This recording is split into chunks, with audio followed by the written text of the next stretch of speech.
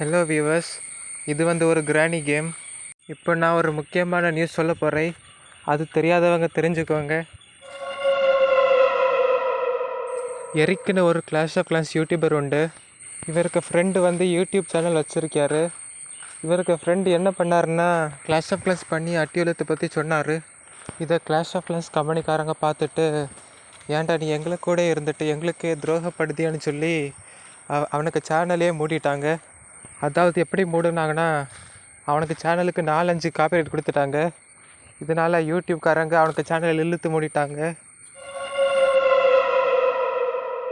இதெல்லாம் எரிக்கு ஃப்ரெண்டுக்கு நடந்தது. இதனால் எரிக் என்ன பண்ணார்னா, அவருக்கு சேனலுக்கு 1 மில்லியன் சப்ஸ்கிரைபர்ஸ் இருக்காங்க. அவர் அவருக்கு யூடியூப் வீடியோவில் இதை பற்றி தட்டி கேட்டார். இதை பார்த்த சூப்பர் செல்லு இவனையும் சும்மா விடலை. இவன்ட்டையும் ஒரு நோட்டீஸ் அனுப்புனாங்க. அந்த நோட்டீஸில் என்ன சொன்னாங்கன்னா, இது வரைக்கும் நீங்கள் எங்களுக்கு நிறைய டோர்னமெண்ட்லாம் நடத்தி தந்தீங்க. ஆனால் இனிமேல் 120 நாளைக்கு எங்களுக்கு கூட நீங்கள் வரவே கூடாது. எங்களை பற்றி நீங்கள் எந்த கண்டென்ட்டும் போடக்கூடாது அப்படின்னு ஒரு நோட்டீஸ் அனுப்புனாங்க. அதையும் மீறி போட்டிங்கன்னா உங்கள் மேலே ஆக்ஷன் எடுப்போன்னு அதில் மென்ஷன் பண்ணியிருந்தாங்க. இதை பார்த்த எரிக்கு, ஏன்டா இவ்வளோ நாளாக 10 வருஷமாக அவங்க கம்பெனிக்கு வேண்டி நாயா பேயான்னு உங்களுக்கு வீடியோ போட்டிருக்கேன், ஆனால் நீங்கள் அதை மதிக்காமல் எனக்கே நோட்டீஸ் அனுப்புகிறீங்கன்னு சொல்லி இதை பற்றி அவருக்கு யூடியூப் சேனலில் ஒரு வீடியோ போட்டார். அந்த வீடியோவில் அவர் என்ன சொன்னார்னா, நியாயத்தை சத்தம் போட்டு கேட்க பார்த்தா காப்பிரைட் கொடுத்து வாய மூட வைக்கிறாங்க.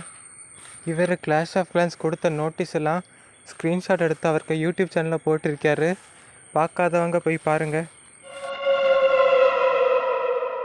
இந்த பிரச்சனை கடைசி 2 நாளாக நடந்துகிட்ருக்கு. இவருக்கு வீடியோவை பார்த்துக்கிட்டு மக்கள் எல்லாம் கிளாஷ் ஆஃப் கிளான்ஸுக்கு எதிராக திரும்பிட்டாங்க.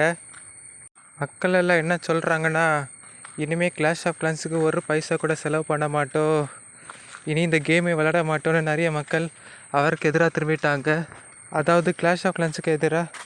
இதை பற்றி மற்ற யூடியூபர்ஸ் என்ன சொல்கிறாங்கன்னா, நாங்கள் இதை பற்றி ஒன்றும் பேச மாட்டோம், அப்படி பேசினா கிளாஷ் ஆஃப் கிளான்ஸ்காரங்க எங்களுக்கும் காப்பிரைட் கொடுப்பாங்கன்னு சொல்லி எல்லோரும் சைலண்டாக இருக்காங்க. ஆனால் இதை பற்றி மக்கள் சும்மா ஆடலை. அவங்க போய் யூடியூபர்ஸ் கிட்டலாம் போய் ஏன் ஒன்றும் பேசாமல் இருக்காங்கன்னு கேட்டாங்க.